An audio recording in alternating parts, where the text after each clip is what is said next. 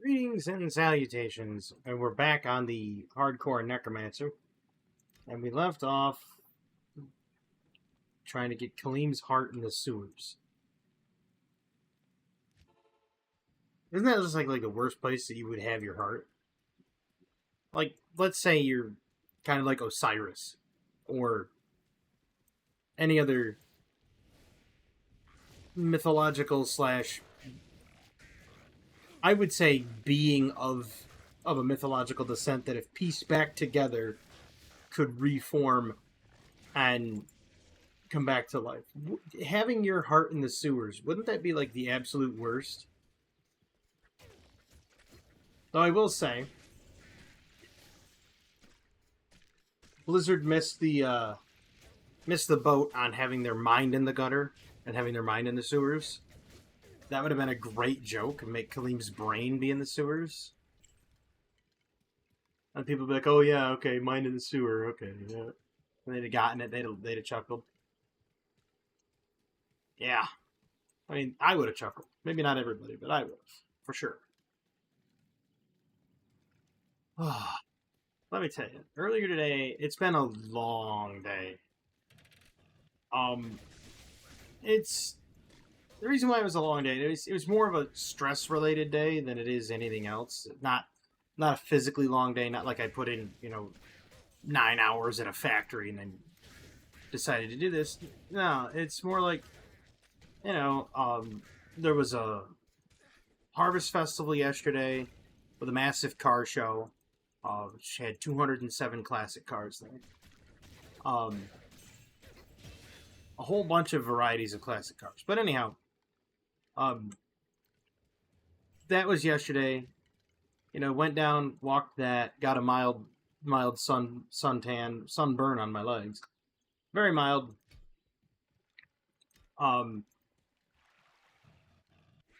But it was hot and miserable yesterday. And it's nice and cool today. But my sister's been dealing with an illness. And then she ate an apple that tasted funky, and she gave herself mild food poisoning.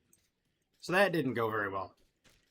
So she was here today to get soup, and we had some soup and everything. And I was kind of left to entertain my nephew. And of course, he's your typical, 10-year-old nephew. Big into Minecraft, big into games and other things like that. So we set out playing Minecraft. It was survival world, and he had a few mods on his Switch. Not really mods, but like, you know what I mean, the like extra packs that you can get for Minecraft coins he got for his birthday a few days ago. Nevertheless, I'm sitting there and I'm playing Minecraft. And it's almost like he expected me to read his mind. He was like, "We need this, this, this, this, this." He was listing off a whole slew of like materials, and I'm like, "Okay, give me a direction here. Why do we need those materials? Like, I know where to get them, but why do we need them?" And he's like, "You'll see it when you get there. Just tell me what we're building. I mean, it's not like I don't. I mean, I build megalithic structures for fun. Just tell me what we're building, and I could better help. You know." And then he's sitting there expecting to be a mind reader, and then he's getting frustrated because I'm not being a mind reader and figuring it out. And then he was getting frustrated. We used bamboo slabs to make the footer for the whole building, the house. As I'm sitting there, I'm like, why not just use the slabs instead of doubling it up and then using the slabs? He's like, because if we don't double it up and we just use the slabs as it is, he's like, what'll happen is you'll have your crafting table floating.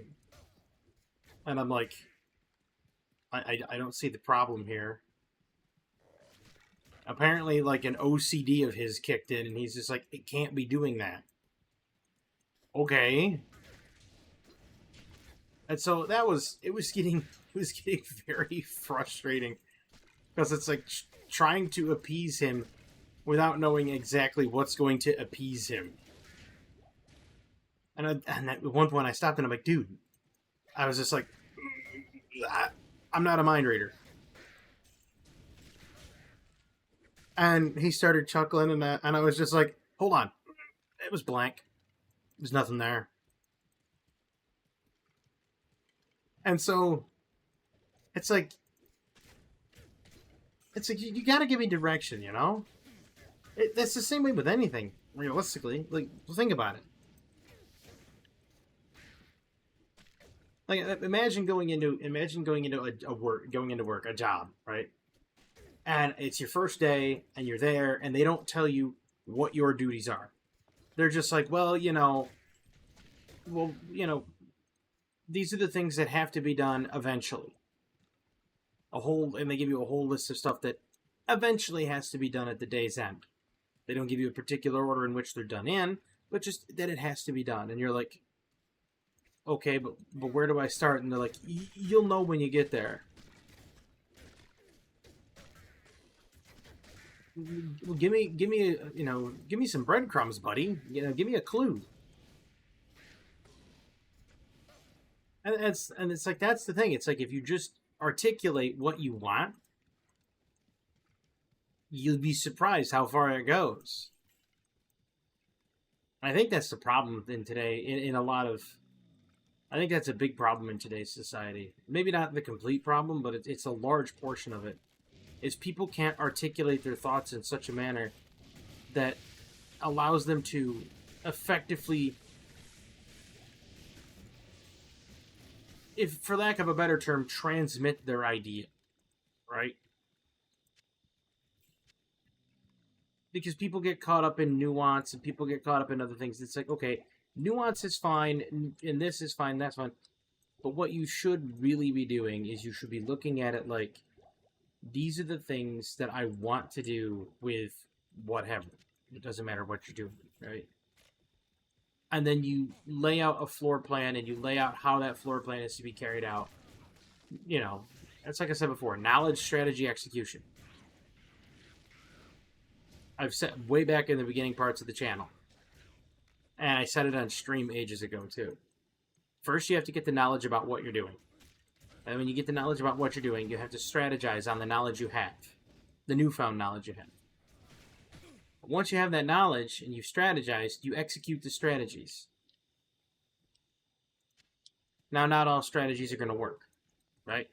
This is a known thing.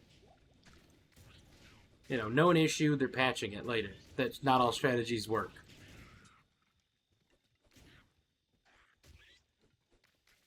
But because not all strategies work, it teaches you how to pivot.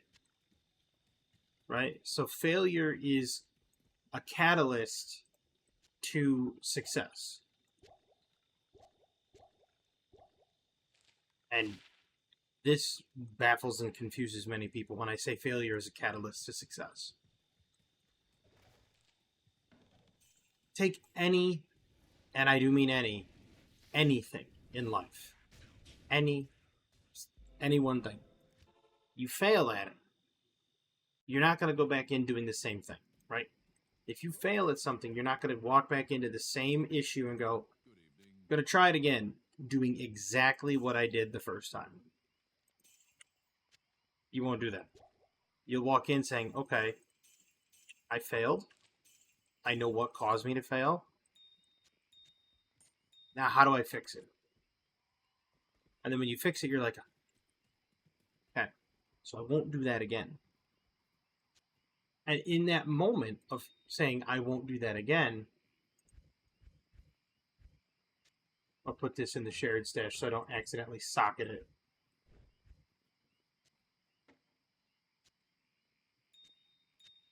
I gotta consolidate the gems here in a minute.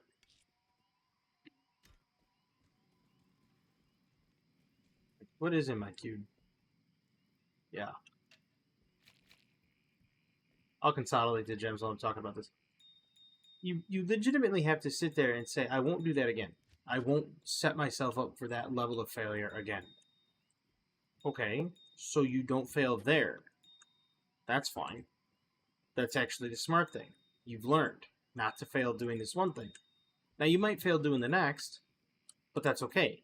You learn from failure. So, in essence, failure becomes the catalyst by which you can then improve.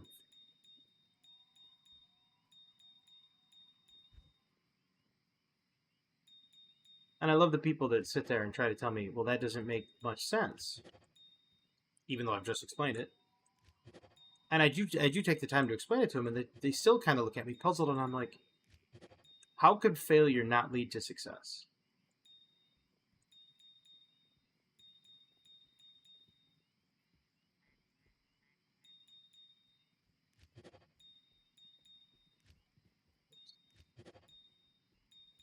Actually, yeah, I should probably have done that right there. Well, that was me being a dunderhead. That's fine, don't worry about it. Alright.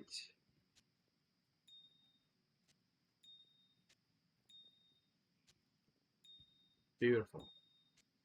Consolidated my gems. Of course, there's a lot of people out there that say don't consolidate your gems because it becomes a problem. If you consolidate your gems, you don't have chip gems to then reroll an item, etc. Blah blah blah. I don't pay attention to that because I don't ever do that.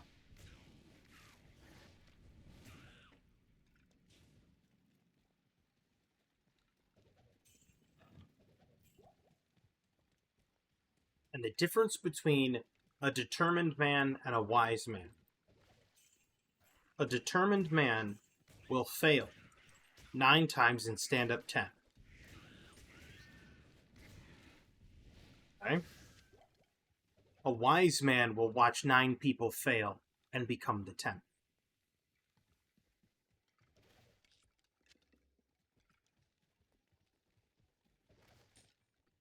Now, that doesn't mean he's going to become the 10th that fails. It means he watches how they fail. He observes how they fail. And he learns from watching how they fail. And he notes it up here. He says, I'm not going to make that failure. I'm not going to do this. I'm not going to do that. And that's the thing. When you look at it, and this does dovetail into the whole, people not being able to articulate their ideas. Because when they fail to articulate their ideas, it leads to generally failure. People will generally fail at something if they can't articulate their idea, right? Because it leads to havoc and chaos, and then that havoc and chaos leads to eventual failure.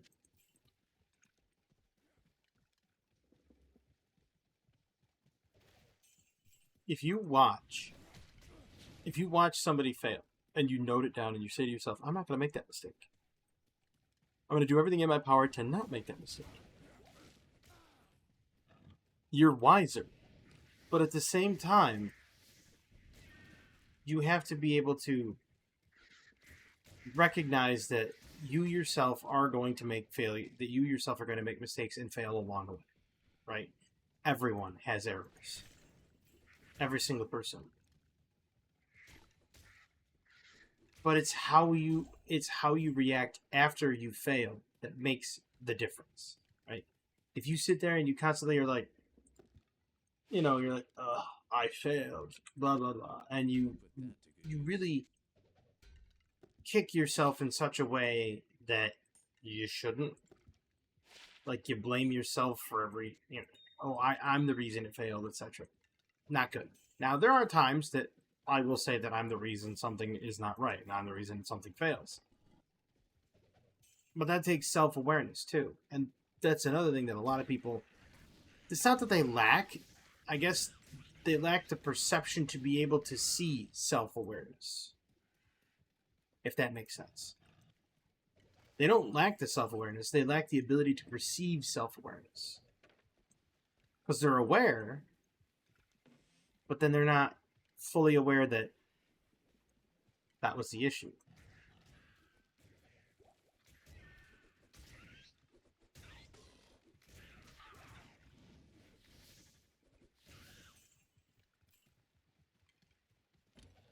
Then you have people like me who are overly self-aware. Overly. I'm so overly self-aware that I honestly will sit there and I will make a statement to somebody. And it'll generally be a rather innocuous statement, much like most of mine are, unless it's an opinion, at which point I am quite opinionated. And 9 times out of 10, the opinion is going to be brutal honesty. And then it's like, yeah, I probably shouldn't have said that. And I'm self-aware when I say it. I look at it and I'm like, yeah, I shouldn't be saying this, but you know what? I'm going to say it anyway. But then I realize, I said it anyway. And I just kind of shrug my shoulders and move on. A lot of people don't like it. But at the same time, the people that do like it will come up to me and they're like, you have that refreshing honesty.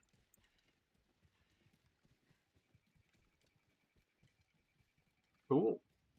I guess I have refreshing honesty.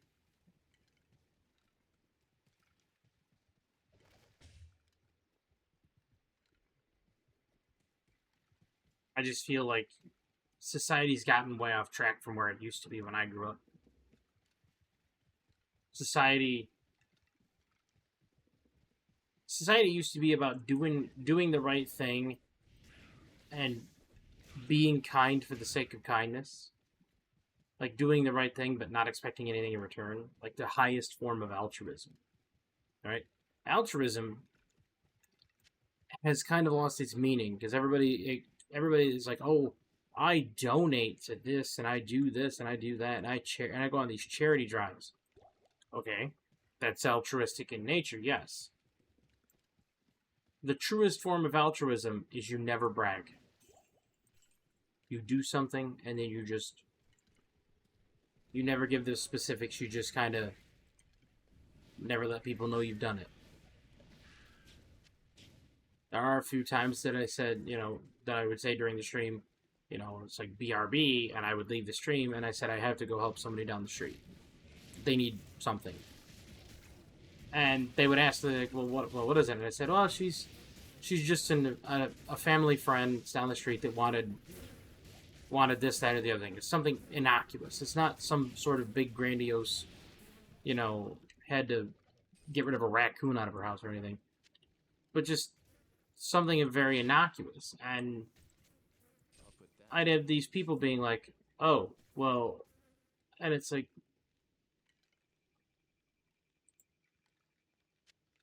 I'm not bragging about the charity stuff that I've done for people. Not at all. I'd prefer to do it and then never have anybody tell me, never take any form of payment. None of it.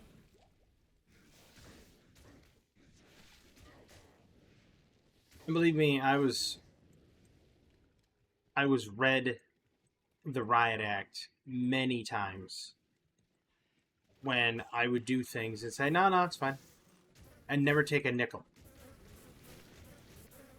People were like, why? They're like, well, let me do something for you. And it's like, not necessary.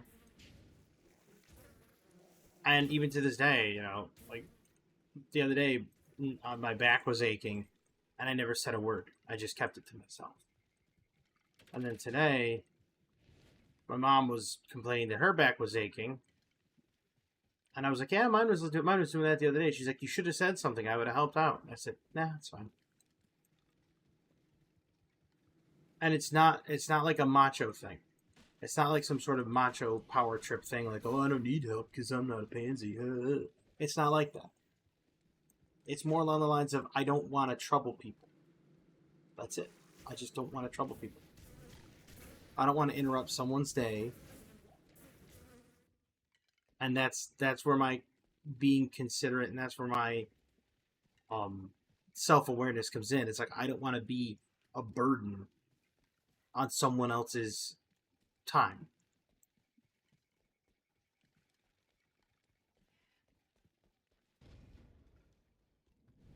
Now, there are people out there that are like, but it's not a burden. Okay. According to you, it's not a burden. According to me, it is.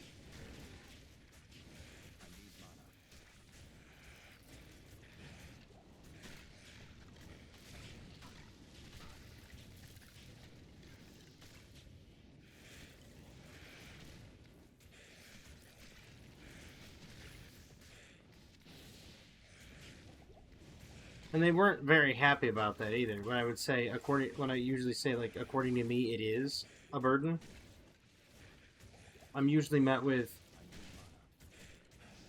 a lot of pushback. More pushback than I should be leveled with.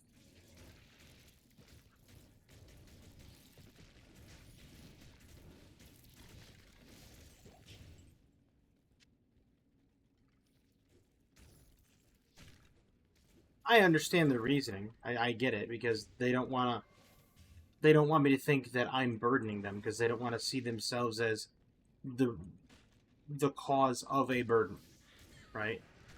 So there's that double-edged sword there in human psychology. But it's not like I'm saying that in a malicious manner, like, well, I didn't want to be a burden upon anybody. I'm not saying it in that sort of malicious manner. And that's where that's where the disconnect is. In most cases, when you're trying to articulate that I don't want to be a burden, the receiving party will take it the wrong way and think that you think they're a burden. Congratulations if you followed that. Because if you followed that to now, congratulations, you're paying attention.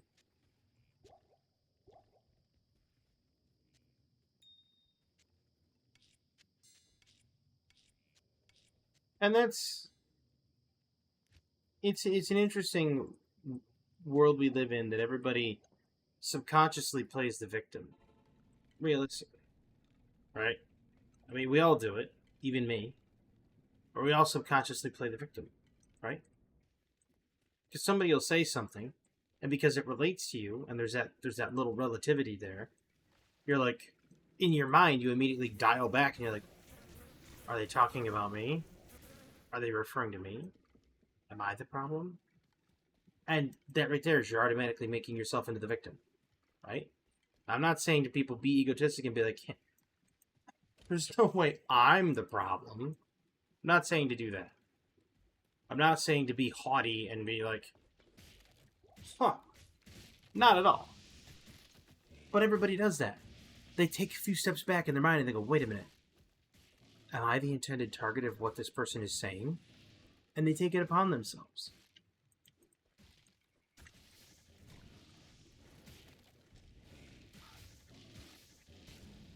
And it's so common. Like, it's one of the most common things that people do. And I don't know if it's because we were trained that way, as like subconsciously trained that way in like school systems or whatever. But we all do it.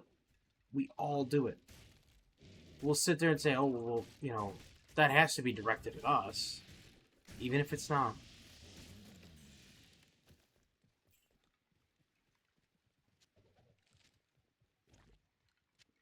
You know what they need in this game?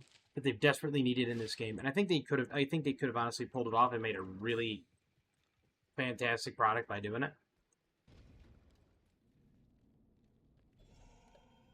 What you get, right, is you take a shield, just as an example, and you take that shield, and then you take another shield that has specific stats, like Saigons, right? And you can take it to an extract area. You extract all of the skills off of Saigons, and then you can mesh that with one shield and only one other shield. So you take that essence, you take the shield, and it slaps Saigon stats on the new shield, on top of the old stats. But you can only do it with like one item into another item. I think it would have made a much greater depth for characters. Because then you're like, well, okay, well, what are they using? You know, what are they using for gear? What's it synergized with? What's it meshed with? Right? There would have been that little gamesmanship when coming to like certain PvE things, certain PvP things. Because there was a little bit of PvP in Diablo 2. And to be fair, it was one of the things that was what brought the game to its glory days, I think.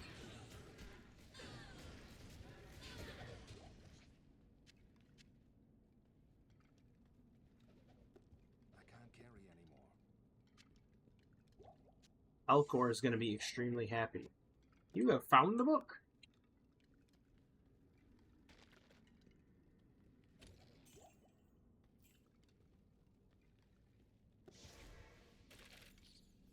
Makes me wonder if Alcor the Alchemist is an Alcorholic. Good day. Greetings. So back to what I was saying. We all have that, it's like pseudo victim mentality, right? And even people that were the like valedictorians and the class bullies and all the ne'er-do-wells and nefarious people and other people throughout school and throughout your life all have Its purpose, I shall delve into its secrets. that victim mentality. And I think it's just a knee-jerk response because it's almost like I think people have a fear of being genuine, almost. Like, it's almost like if you're too genuine and too straightforward and too honest and too what have you, that people will take advantage of them. Feasible.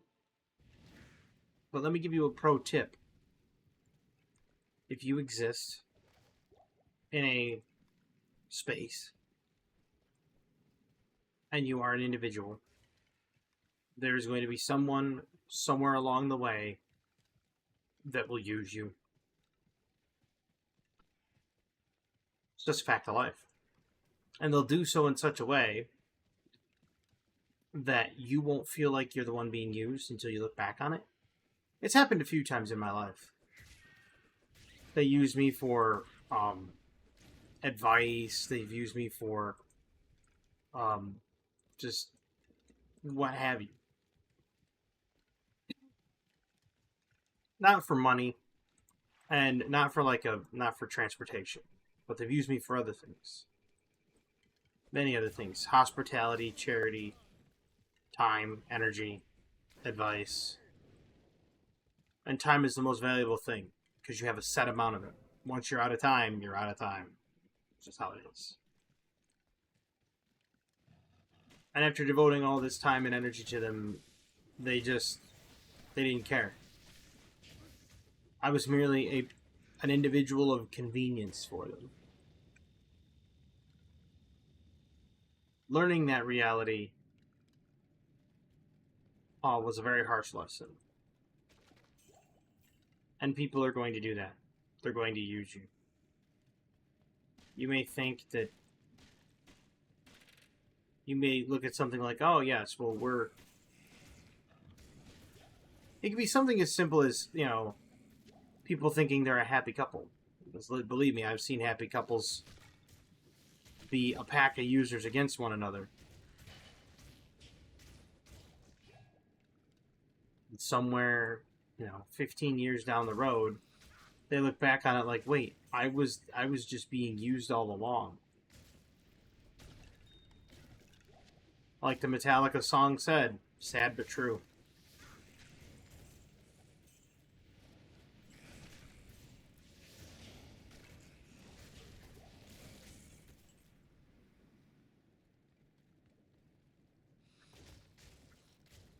And it is tragic. So in that sense of where we've all been used by people, I think that's where you find some of that hidden trauma of always being a victim. If that makes sense.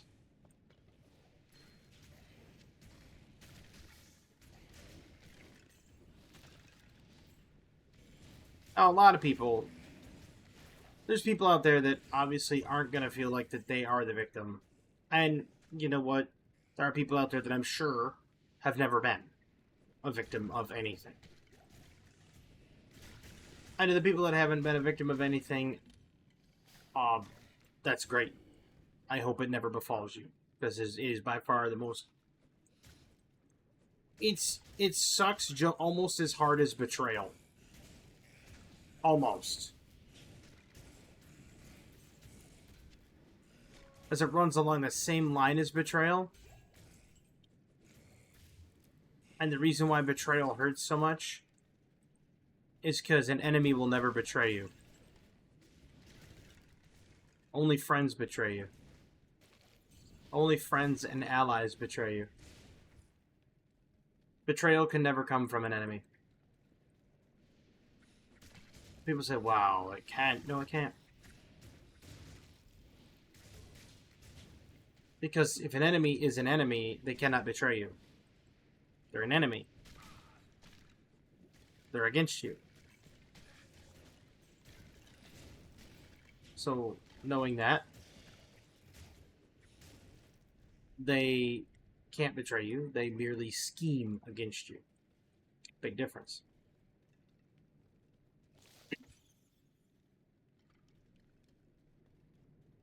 Betrayal is nothing more than a friend scheming against you. And I've had that happen too.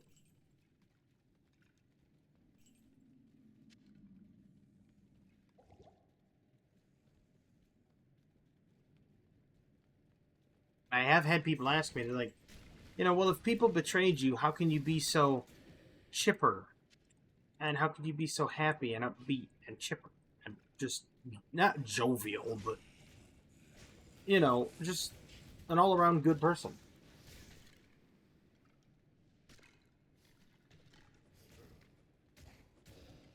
Rocky said it best. That was me banging my coffee mug against the table. You didn't hear it, but not my mug, but my coffee pot against the table. You didn't hear it though, because you can barely see it. It's coffee. This coffee pot. It's a thermos, essentially. But Rocky said it best. Life is always going to beat you. I'm paraphrasing, mind you. Life's always going to beat you. Life's always going to knock you down. And it ain't about getting knocked down. It's about how you get back up. And it's very true. That is 100% accurate. Because if you go into a boxing ring and your opponent is life, life is always going to win that. Life is always going to win.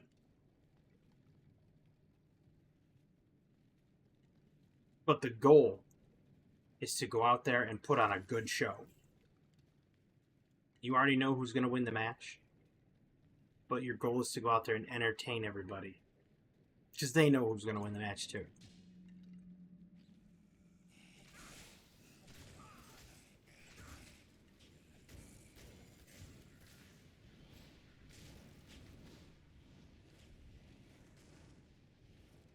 And you don't have to be in the entertainment sphere to be entertaining.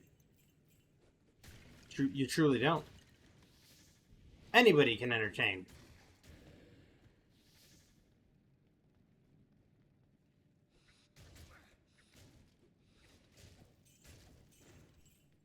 But you got to get out there and you got to be able to take those lumps and say, you know what? Life may have knocked me down. But like the one line out of South Park, I didn't hear no bell.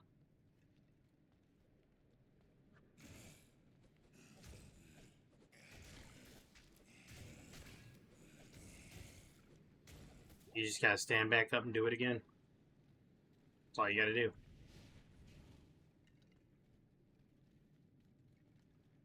Not even a wise man.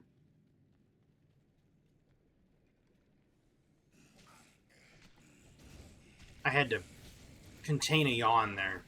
Not even a wise man can win against life.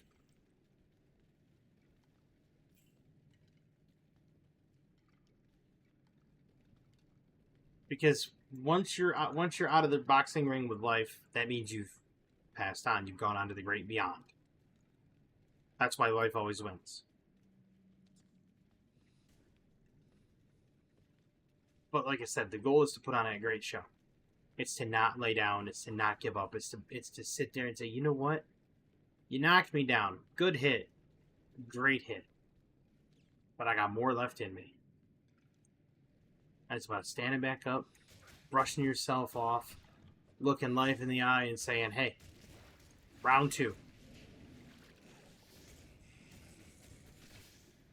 And keep doing it. And maybe that takes a bit of grace. Maybe you have to be a graceful individual.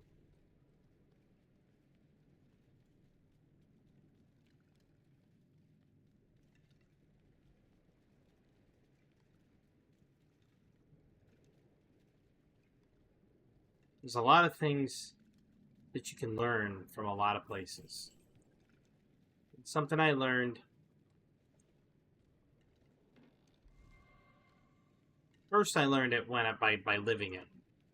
I lived through it. And that is when it comes to losing, whether it be a game or anything, when it comes to losing, I've got a unique set of skills when it comes to losing.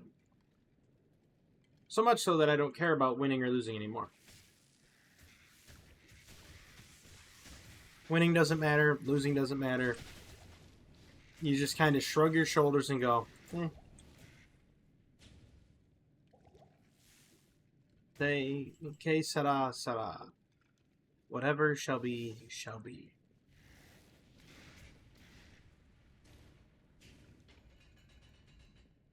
And the other thing was, I watched, oddly enough, and it came from an anime. And of course, people would be like, oh my god, the dude's an anime weeb. Yeah, I am. I'm not gonna deny it.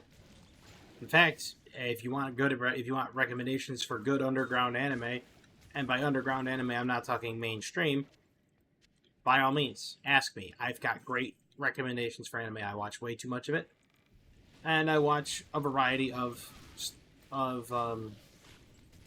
genre. Matter of fact, I was watching a slice of life one the other day. It was just a really cute little slice of life anime. Real nice. 12-episode little jammer.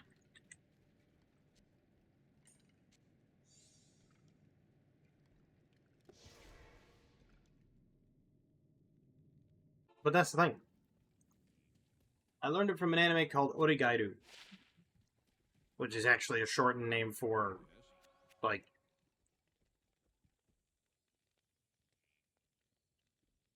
Seishun wa rom-com,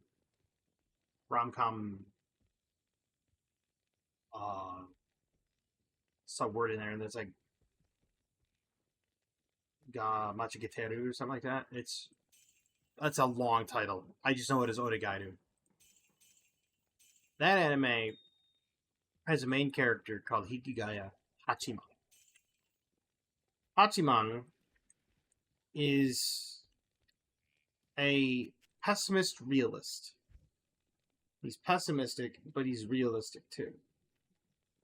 He likes to look at things as they are and then pretty much just be like, look, that's what it is. He calls it as he sees it. This obviously doesn't make a lot of people happy, and it makes him socially awkward. Likewise, I'm socially awkward. Like, if you were to run into me out in public in person, 9 times out of 10, I will barely give you a hi. Unless you say hi first. If you come up and you're just like, hi. Hi.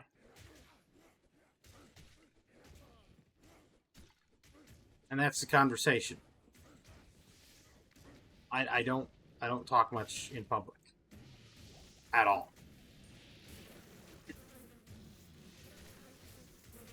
But he makes very salient points all the time. Hachiman makes very salient points all the time. And when it came to losing, because he's been pretty much the social outcast his entire life, he said, when it comes to losing, I'm the strongest. And that was a phrase that resonated with me quite well.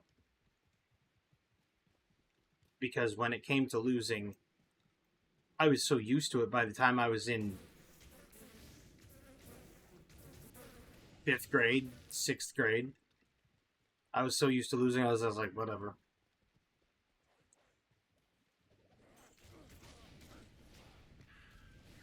I mean, so much so that I'd sit down to a board to play chess, and I'm sitting there, we're just having a pleasant chess game and chatting.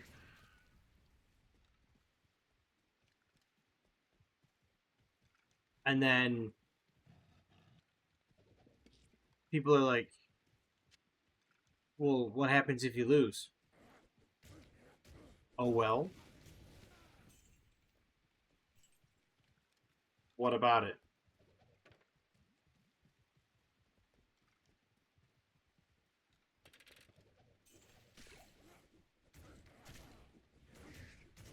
And they're like, I mean, I've had people really question if I even get that endorphin rush from a win. If I do, I don't quantify it. I just I was like, okay, I won. All right. Awesome. The key difference to that one would be probably Uma Musume. On Uma Musume, I get irate at my horses being complete idiots. And when they win, it's like, all right, you finally won one. Try not to be a glue stick next time. So I'm more than just indifferent when it comes to Uma Musume. Especially when my horses don't use their abilities. Give them like a half dozen abilities and they're just like, nope. So my indifference kind of changes and doesn't become indifference. It becomes more like this horse is a complete buffoon, and I go into a minor tirade about how stupid the horse is.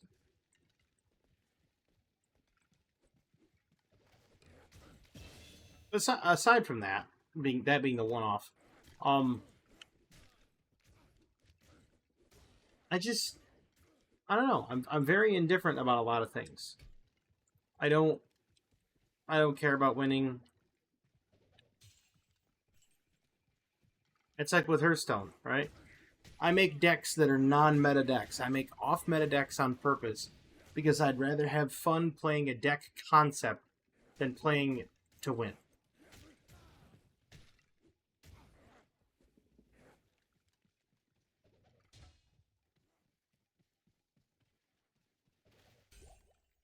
And of course, that's generally met with pushback by saying, yeah, but you could win if you really tried. Yeah, I don't want to. I really don't want to.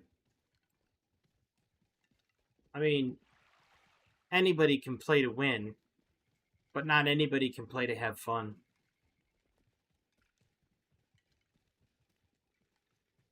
Very true. It's very true. A lot of people out there only care about the win, and it becomes their entire personality.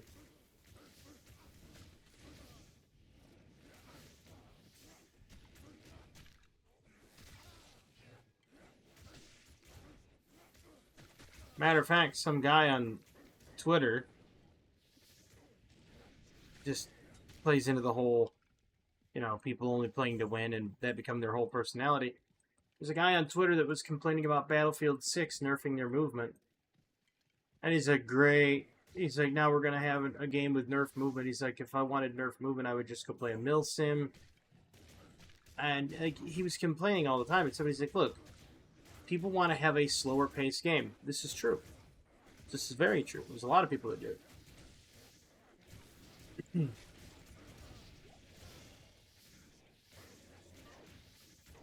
And so he started prattling off all of these mill sim games. He's like, if you want a slower game, go play these. And they're like, we don't want to play those. We want to play Battlefield, and we want it to be ever so slightly slower than it is. And so Battlefield listened to the majority of players that said, look, we don't need movement being the key factor in the game. This guy went and lost his marbles. And then proceeds to get absolutely grilled in the comments about how they're like, oh, they called him a movement bro. And, you know, he's just like, you're just going to have to get better, blah, blah, blah. And it's like, he made winning and being the best his entire personality.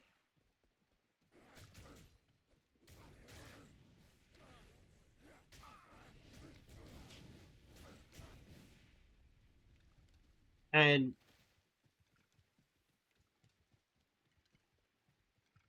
what happens when you do that is you cease being you. You start being, I'm gonna win. That's all I care about is winning. You cease being a person. You become an automaton, just like everyone else. You become nothing more than this drone that just kind of moves from place to place, concerned only about the next win.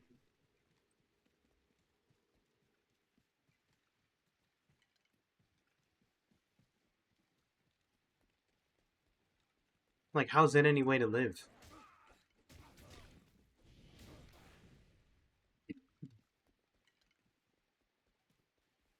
Meanwhile, you have people like me that were, you know, in Battlefield 6 were trying to pop long shots with an RPG.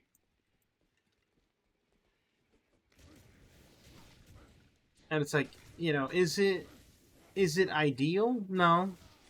Was it fun? Yeah. Sure was.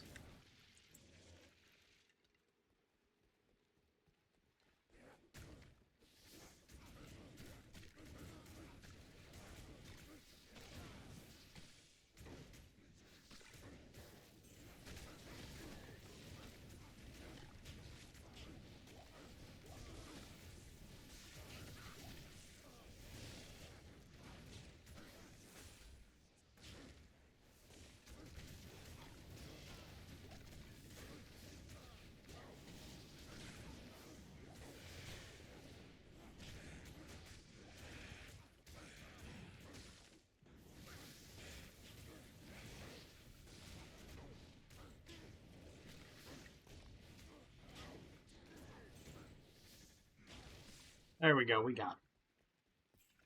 He's getting a little tense there.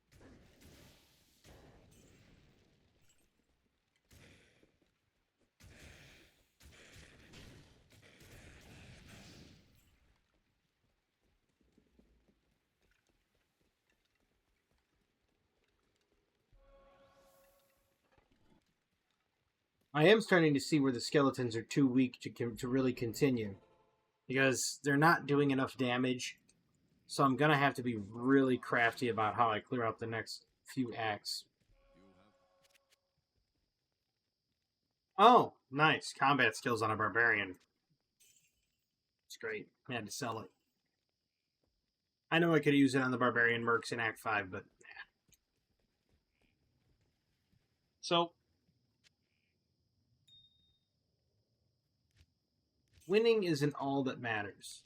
And it isn't, and it shouldn't be. My final thought before I sign out is, when it comes to doing something today, it could be anything at all. Do something that puts a smile on your face. Have fun doing it. Even if, like, you're playing Call of Duty or Battlefield or Apex Legends or Fortnite, and you want to do something completely off the wall and zany, just to put a smile on your face and have a laugh. Do it. That's the point. The whole point of games is to have fun.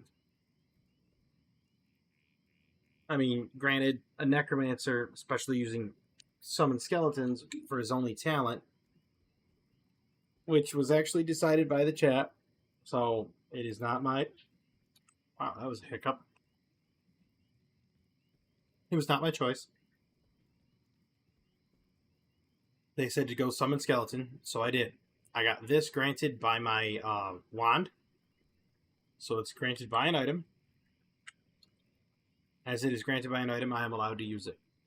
But yeah, I'm trying to do the whole thing with summon skeletons on hardcore, self-found with no shared sash or nothing.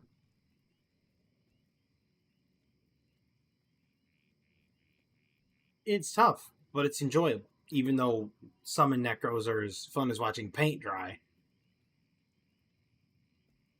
it still is.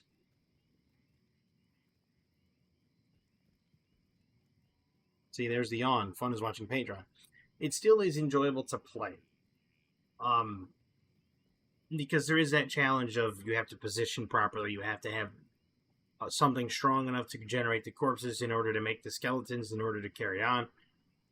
It's got its own challenges. But I hope you enjoyed this video, as I did. And some of the things I said may resonate with people, and I hope they do. I honestly do. Other things I said might not resonate with people, and that's fine. Not everything I say has to be profound and mind-blowing. But it's just... It's one of those things where we have to, as a group of people in this world, find things that put a smile on our face. Do it. And if you can, put a smile on someone else's face. Me, I just have to go outside without a bag on my head. A lot of people smile at that. So they're just like, hey, ugly dude forgot his bag. Look at him over there. And yes, I do use self-deprecating humor as a foil. And no, I don't have low self-esteem. I want to thank everybody for coming out and watching this video. I hope you enjoyed it, as I did. And I hope everybody has a fantastic evening, a wonderful tomorrow, and as always, have a good one.